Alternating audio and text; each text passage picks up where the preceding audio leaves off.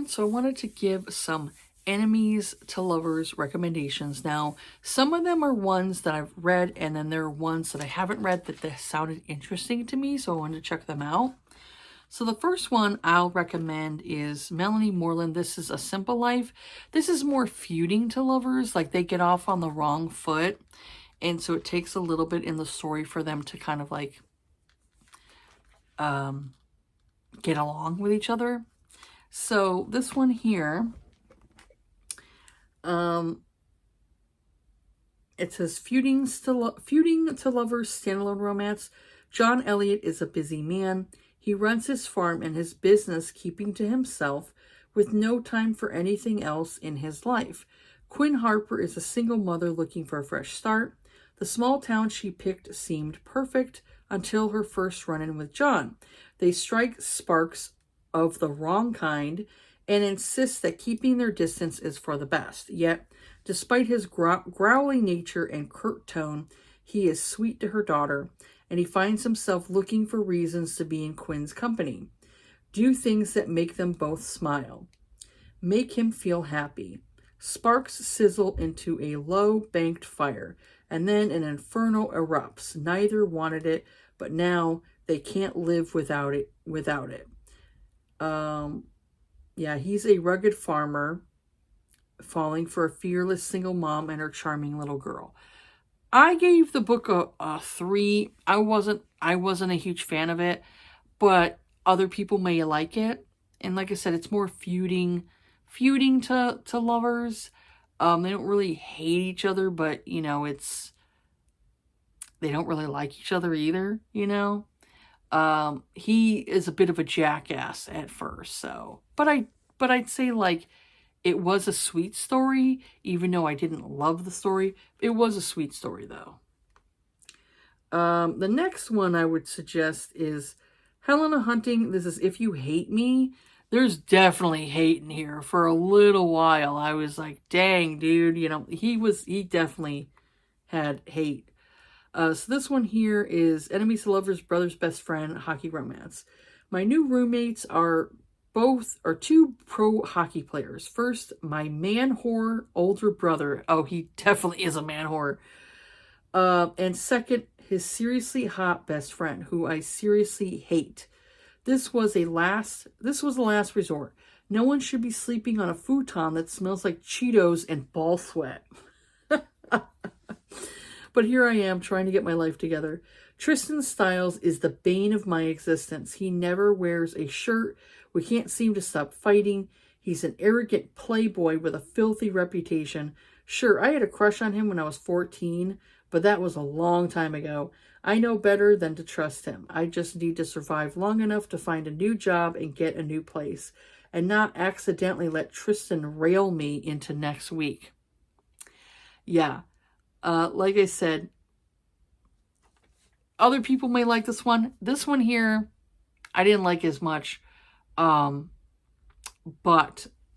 the hate in here was definitely like, dang, dude. You know, he really gave her a hard time for a little while. Yeah. And she kind of like got get back at him too, you know. So the next one, this one here I liked. We got Broken Beginnings by Cleo Evans. This is a part of a series. So this is book 1 of the series of Citrus Cove. This also has a bit of a suspense element in here too. So it's a high heat, small town romantic suspense story. It says, you're next. I was in the wrong place at the wrong time, and that moment changed me forever. After walking in on a masked man murdering my neighbor, I went back to the one place I swore I'd never step foot in again, Citrus Cove. The sleepy town hasn't changed much, but the people have, including my old high school bully, Cameron Harlow. He's the last person I want to see. He should be the last person I want, but Cameron Harlow has been dreaming of the day he'd see me again and wants to set things right.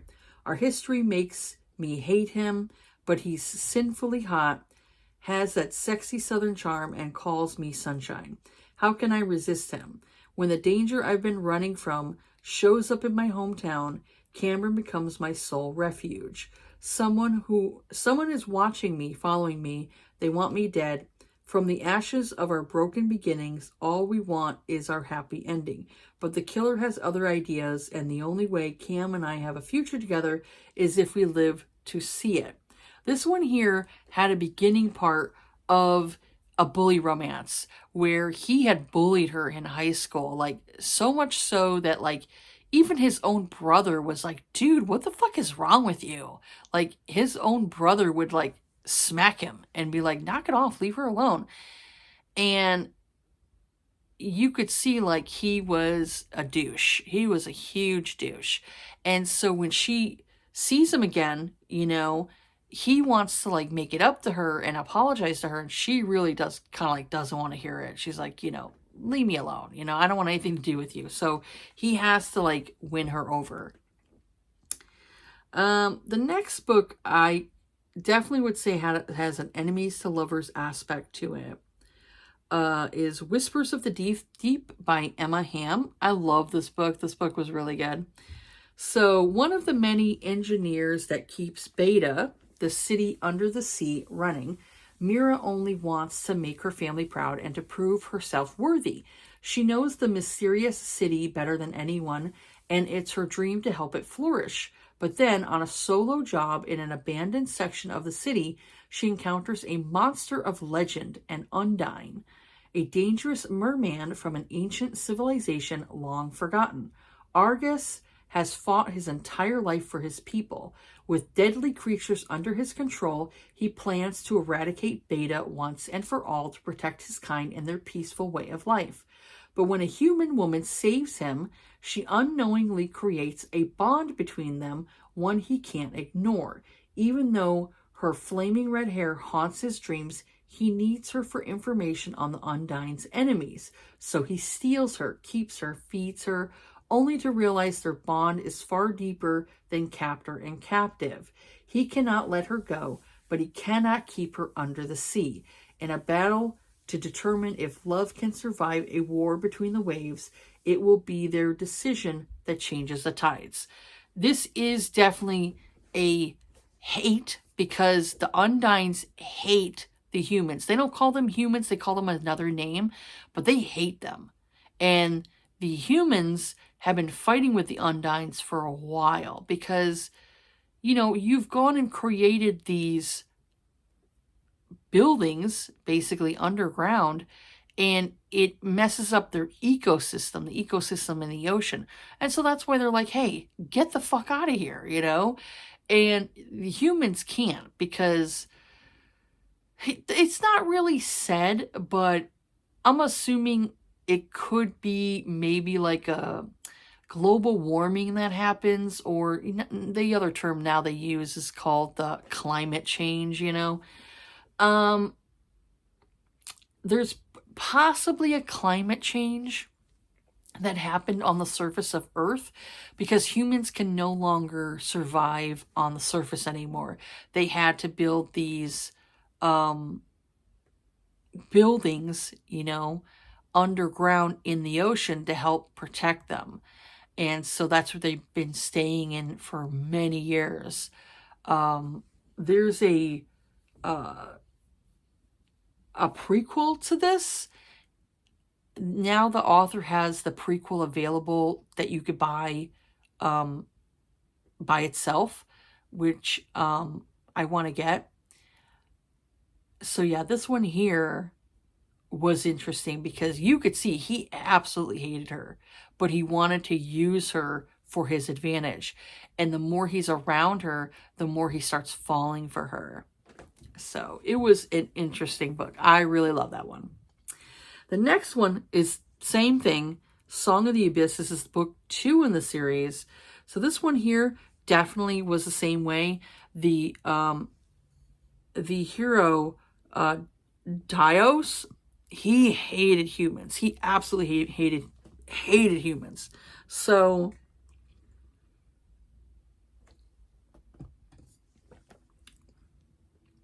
like a songbird in a cage, Anya has spent her entire life as the general's perfect daughter. He snaps his fingers, she jumps. He tells her to smile, she beams like she is made of the sun itself. But underneath all those games and glitter, she's working to destroy her father and save the city she loves. When an Undine sneaks his way into her city, intent on kidnapping her, she lets him take her.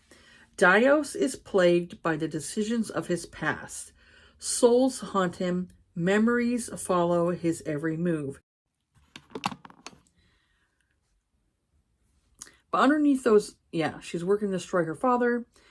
He's plagued by the decisions of his past. Souls haunt him, memories follow his every move, and all he knows is that perhaps stealing the woman will absolve him of his sins. If he can bring her back to his people, they can destroy the city where his hatred was born. He's certain this will be easy, but then he sees the general's daughter and he knows nothing will ever be the same again. Broken and damaged, he's certain no woman will ever love him. He shouldn't even try to encourage the mating instincts that ride him hard the moment he sees her, but when he realizes that she's the same as he is, different from her people on the outskirts of what or others deem normal, he knows he is a goner, even if it means he has to risk everything. He's a scarred hero. He's missing his arm. One of his arms got injured from the last book. And so he's very much scarred. And she is deaf. She's mostly deaf. Yeah, she's mostly deaf. There was a bomb, like, obviously it was like one of those types of bombs where a more isolated bomb. It obviously didn't ruin the area they were living in. But it ended up ruining her eardrums, where it ruptured her eardrums. And she has a little bit of hearing, but it's mostly she doesn't hear anything. So she has one of the bots help her with communication. It was an interesting story. I didn't love it, but I did really like it. I thought it was done well. So the next one I would say is a good enemies to lovers is Sweet Like Poison by J. Wolf. This is a Savage U novel that takes place in college. So it says, you need a keeper, Elsa. The first time I laid eyes on the delicious mountain of a man, Lachlan Locke Kelly, he walked out of the room without giving me a single glance. You're in trouble now. It's my junior year at Savage U, and life is grand. Except for the fact that Lachlan Kelly lives right next door. He acts like he doesn't know my name, and he barely acknowledges my existence. I don't get it. How can he so easily look away from me when he's all I see? The Ice Queen is melting. A few angry frat boys and their arm candy make it their mission to ruin my semester and possibly my life. But I show those boys that messing with Elena Sanderson is a fatal mistake, and Lachlan surprisingly backs me up. And when he finally gives me his attention, I greedily soak up everything he has to offer. Your arsenic-laced candy, Lachlan, tells me I'm bad for him, but he can't resist the pull between us anymore. I don't break things. I know he's not staying. When he goes, he'll leave me tangled up in memories. I won't play games. His promises have a time limit, even though I'm beginning to wish they didn't. Even if it hurts, we were over before we ever began. Yeah. Yeah, there is mentions of a past assault in here, so I'll let you know about that. That's a trigger warning, but I love that one. Yeah. I loved the banter between them. And yeah, he definitely rocks her world. I'll say that. But yeah, the banter was really good in here of them like kind of like sparring back and forth. I love a good banter. That's the one thing I love. Like if it's going to be like enemies to lovers, I want a really good banter, you know, where they're kind of like going back and forth with each other until finally it's explosion, you know? So yeah, that there was good. I love that one. So that one I'd say is a good enemies to lovers. Next one I would suggest is Kate Bateman. This is A Reckless Match. Now this family, they're rivals. That's why I would say enemies to lovers, because the family are very much rivals. So this one here, I did give it 4. So it says, meet the Davies and Montgomery families. 2 households locked in an ancient feud, destined to be on opposing sides forever, until now. Can lifelong hate Madeline Montgomery grew up despising and secretly loving the roguish Grufford Griff Davies. Their families have been bitter rivals for hundreds of years, but even if her feelings once crossed the line between love and hate, she's certain Griff never felt the same. Now she's too busy saving her family from ruin to think about Griff and the other devilish Davies siblings. Since he's off being scandalous in London, it's not like she'll ever see him again. Turn to true love, ? Says, as the new Earl of Powys, whatever it is, Griff Davies planned on spending his post-war life enjoying the pleasures of London. But when an illegal duel forces him to retreat to his family's Welsh castle, he realizes the only exciting thing in the dull countryside will be seeing the fiery Maddie Montgomery. Thoughts of his nemesis sustained Griff throughout the war, but the girl he loved to tease has grown into a gorgeous, headstrong woman who loathes him just as much as she ever did. Will secret tunnels, dangerous smugglers, and meddling from their feuding families be enough to make Maddie and Griff realize that their animosity, is really attraction and maybe even love? This one here I did really like. I really liked there was like this treasure hunting aspect to it, where supposedly one of the family hid like a treasure, and so they were trying to look for it so it would help both families out. But yeah, the families really had hated each other for many years, and so every year they kind of like have to like make this handshake of like, hey, let's get along this year, let's try not to argue with each other. And for this one here, it was like, oh, instead of a handshake, I'm gonna give you a kiss. So yeah, that one I liked that one. I thought it was good. So the last one I'd suggest from what I read is Bright Like Wildfire by Juliet Cross. This one I gave 5 stars to.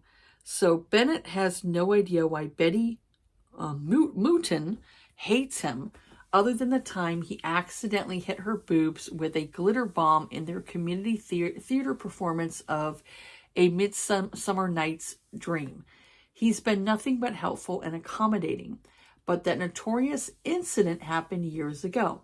Time for the gorgeous redhead to get over it and admit to the real chemistry between them, not just the on-stage kind.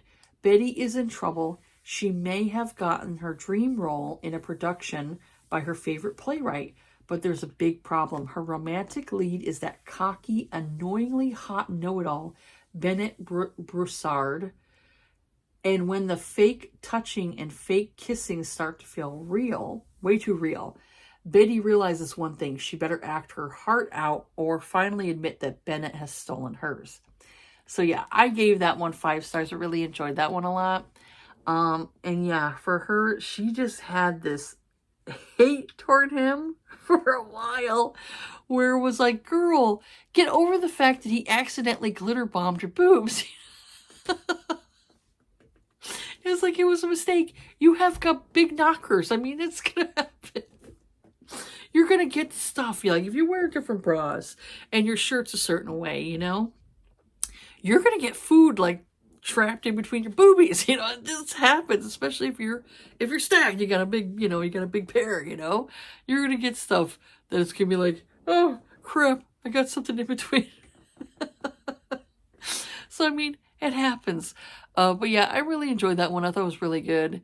And yeah, the animosity she kind of like has for him for a while, you know. He's like trying to sweet talk her, you know, and she's like doesn't want to fall for it. So the next books that sounded it sounded interesting to me is this one here, A Rescue for the Mountain Man. I like the cover. I'll just say that. I like the cover. So this is a man stranded, a deadly storm, a minivan rescue. Flint says, I was a man used to being obeyed. I was in charge. I saved the day. I was the head of the Strawberry Hill search and rescue. So when I found myself stranded, the last thing I expected was to be rescued by a tempting woman in a minivan, especially one who questioned my authority and pushed all my buttons. Michelle wasn't just a pain in my ass. She was a sexy, strong, single mom with soft curves and a sharp tongue. Somewhere between arguing and searching for shelter, she brought me to my knees. Flirting with disaster is what I did, but was Michelle a storm I couldn't survive. So she says, after getting divorced, I'd all but given up on love. My ex gave me 2 beautiful children, but not much else, especially in the bedroom. I can identify with her. When I found a hunky alpha mountain man stuck in the middle of a storm, I reluctantly offered him a ride. Was he grateful? Hell no. He growled and complained until the tension between us turned to heat.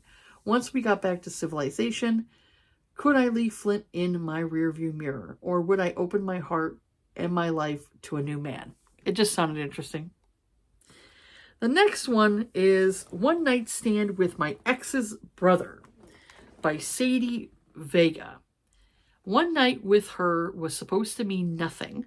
Now I'm the new CEO and she's my most brilliant attorney. Oh, and she's my brother's ex. I wasn't looking for complications, but Olivia Grant is the definition of it. Smart, sharp, and infuriatingly tempting. One night together and now she's in my head, my office, and making me question every damn rule I've ever made. It doesn't help that my brother Daniel is back, ready to reclaim what he lost. Olivia and I, we can't afford this, especially not when the firm's reputation is on the line. But every time she's near, keeping things professional goes out the window. This could destroy everything I've worked for, my business, my family, my career. But losing her, that's the one risk I'm not willing to take. It sounds interesting. Flirting with the Frenemy, this is by Pippa Grant. So it says, he's a hot single dad, a military man with abs of steel, my brother's best friend, my biggest enemy, and now my fake date to my best friend's wedding. Disasterville, here we come. Mission. Survive my best friend's wedding, where I must play nice with my ex and his perfect new girlfriend. Strategy. Bring the hottest fake boyfriend on the planet. Fuck yeah, girl. Do it. Target. Grady Rock. Master Baker. It sounds funny. Dimples, muscles. The unicorn of fake boyfriends. Hell yeah. Complication. Wyatt Morgan. My brother's best friend. My sworn enemy, military man, sexy as hell, single dad. The man I let into my panties for one night of hot hate sex after my ex dumped me. Interesting. And the man who just scared off that perfect fake boyfriend. Oh, man. By pretending to be my real boyfriend. Oh, boy. It says, I can roll with this, though. What's the harm in flirting with the frenemy if it helps me get the job done? Complete my mission and move on, or so I thought, until Wyatt kisses me again and I start feeling things I shouldn't. The thing about weddings, nothing ever goes as planned. It just sounded interesting. It says it's supposed to be like a romantic comedy. So I'm like, okay, could be good. The next one, this was like a part of a series, but they might be standalones. It just sounded interesting. So this one's called Promise to the Ruthless Laird by Lila Rosewood. So it says, I'd like to kiss these bruises until they didna hurt anymore. Finley Lennox is a man with a singular purpose: find his missing sister and reclaim his birthright. But every lead turns to dust and time is running out until a woman steps into his life claiming to hold the answers he desperately seeks. Yet the only thing more dangerous than her secrets is how badly he wants her. Eden has always served a cause greater than herself, but fate has a cruel sense of humor. Working with Finley means resisting the undeniable pull between them and keeping her heart locked away. But what happens when he finds the key? It says, with passion and duty at war, Finley faces an impossible choice: save the woman he's sworn to protect, or surrender to the one he can't live without. Find his sister, reclaim his birthright, resist the one woman he can't have. So it says it's a standalone story. So I figured, could be good. There's another one that's kind of like a Highlander one. So this one here is Edamina Young, a lass and a warrior. Some of these covers are questionable. I'll just say, like, some of them, I'm not sure if it's an AI cover or what. Nessa Gilmore will bleed for her clan before she bows to a husband. Turning the Highland tradition on its head, she challenges every would-be suitor to a duel. Brave girl. Corin Nicholson is a mysterious wanderer with a wicked grin and eyes like stormfire. What the heck does that mean? Sent to join the Gilmore Guard, he expects a new laird, not a blade-wielding hellcat with a vendetta. She infuriates him, she entrances him, and she just might be his undoing. When enemies draw near and loyalty is tested, Nessa must decide, can she trust the man she swore to defeat, or will giving in to her heart cost her everything she's fought to protect? So, yeah, it says guaranteed happily ever after. The next one is called The Broken Protector by Nicole Snow. So it says, starting over isn't easy when an unexpected hero crashes her plans in this steamy and gripping new small-town enemies to lovers romance. So it says, my fresh start turned into a dumpster fire. Awesome new job, small-town heaven, friendly faces galore. Then I strolled into my new home and found the unspeakable. Just when I'm about sure it can't get worse, I'm rescued by a man who makes me see red for miles. Enter Lucas Graves, a bossy grump with a badge who's sworn to keep me safe. He rocks the scary hot vibe.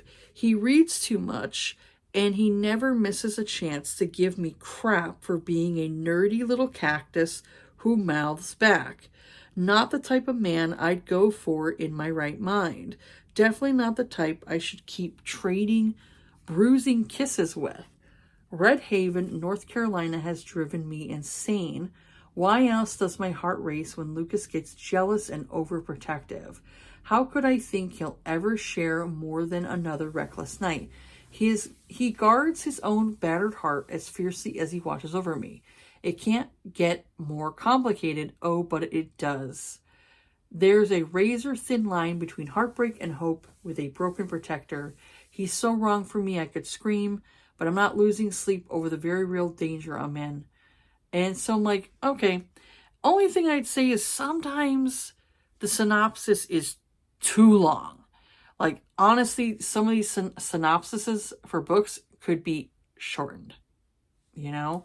It's like you watch different trailers and you're like, wow, you gave me the whole fucking movie based in that trailer, you know? So it could be the same thing with some of these books where I'm like, you gave me too much information. So the next one's Tangled Ambition by Sophie Andrews. So it says, Taylor Novick is the bane of my existence with her as per my email notes and weekend work hours. She also happens to be my direct competition for a promotion. But when she needs help with a personal matter, I'm the only one there for her. And suddenly my work enemy is my work friend? Says, after so many years of being her rival, I don't know what to do with these new feelings, especially the ones tempting me to bend her over and test the sturdiness of my desk. As I get to know the surprisingly tender girl underneath the ice cream facade, I find myself falling hard for her. Yet with the promotion in my sights, I can only have one, the job or Taylor. Next one is called Just One Kiss by Jamie Rogers. So this one here,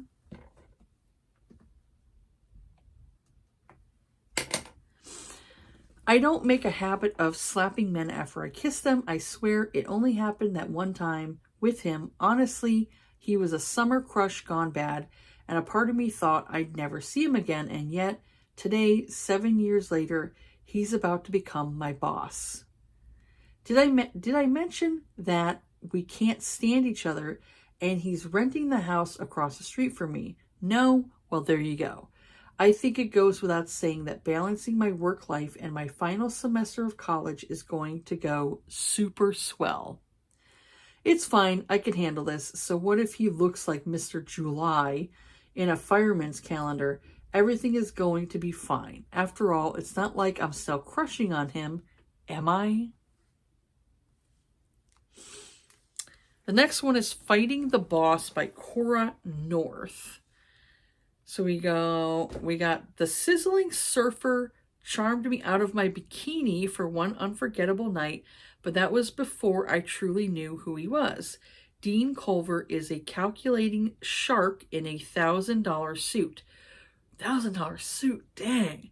Growing up, his family name was a curse word in my house, and now his company's snapped up my little tech firm, planning to downsize and devour. But I've already lost enough this year. I'm not going down without a fight. After convincing him to give all of us a chance to keep our jobs, he demands we have regular meetings to discuss it over dinner. He still wants me, and no matter how much I hate him, maybe we need to get each other out of our systems again and again and again. It means nothing. Men don't stick around anyway, so what's the harm? Except we both have scars in need of healing, and he's not as cold-blooded as I believed, while every kiss brings him close to surrender. Yeah. The next one's Leighton Grace, No Strings Attached. So we have one night, no names, no regrets, until the woman who rocked my world walks into my office.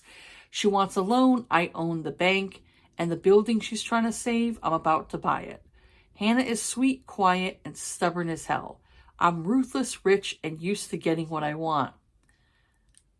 She should hate me for standing in her way. Instead, we make a deal, no strings, no feelings, just heat. But I don't share. Not my money, not my time, and definitely not Hannah. I keep her in my bed and other men out of her business, but there's only one problem. I'm keeping a secret that could ruin everything. She thinks I'm her enemy. She doesn't know I'd burn the whole town down for her, and when the truth comes out, it won't be my empire crumbling, it'll be me. So the next one is The Vacation Pact by Krissa James. This one here says, the only way to save my dream vacation to Maui, bring the man I hated most. I needed to get away from my job before I lost my mind, so I planned the ultimate vacation with my best friend. Maui, spa, pools, palm trees, and a suite straight out of a magazine. But those perfect plans didn't last long. My friend broke her foot and suddenly had to back out, leaving me saddled with the worst decision in the world.